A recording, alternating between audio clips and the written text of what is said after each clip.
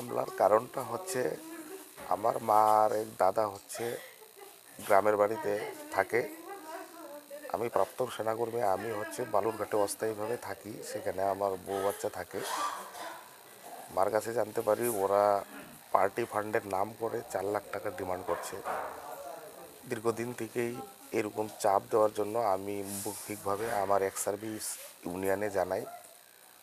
ওনারা জিনিসটা বললো যে আলোচনা করার জন্য। সেই আলোচনার মাধ্যমে আমি 1 লাখ টাকা মানুষ সরকারকে দিয়ে একটা সেটেলমেন্ট করি।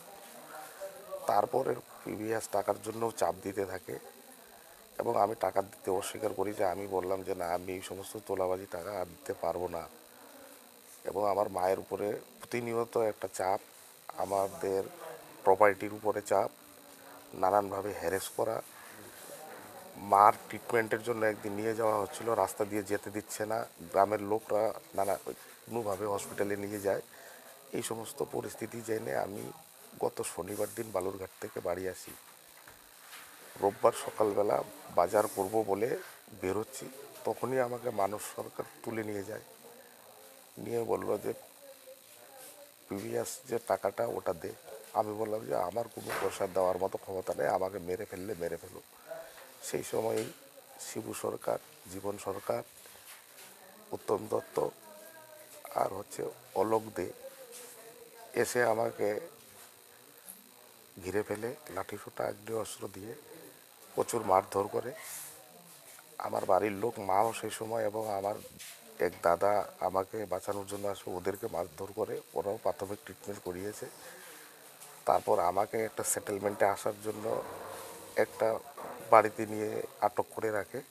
সেই সময় পুলিশকে কেউ বা কারা খবর দেয়, পুলিশ গিয়ে আমাকে উদ্ধার করে এনে এই হসপিটালে ভর্তি করেছে।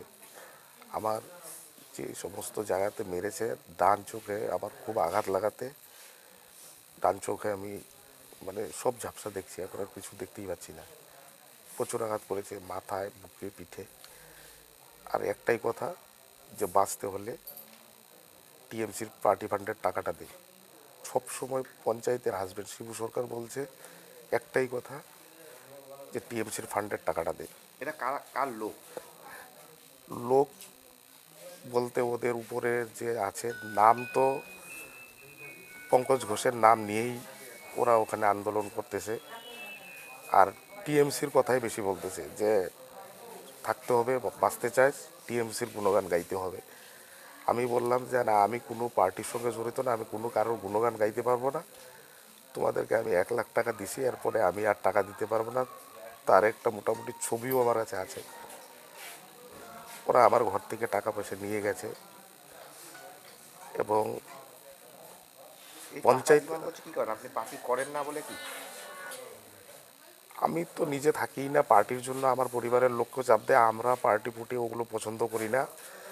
এবং শিবু সরকারের কাজই হলো পার্টির নাম করে তোলাবাজি। ওর অন্য অন্য জায়গায় আরও রেকর্ড আছে, ওর প্রিভিয়াসও কেস আছে, বাড়ি ঘর আগুন লাগিয়ে পুড়িয়ে দেওয়া, ওই সমস্ত কেসে ওর ওর কাজই হচ্ছে তোলাবাজি, মানুষকে ইসে করা, হ্যারেস করা। নানান রকমের অভিযোগের সঙ্গে ও যুক্ত আছে। আর ওর সঙ্গে ওর দল বল নিয়ে এই সমস্তই কাজ করে ও।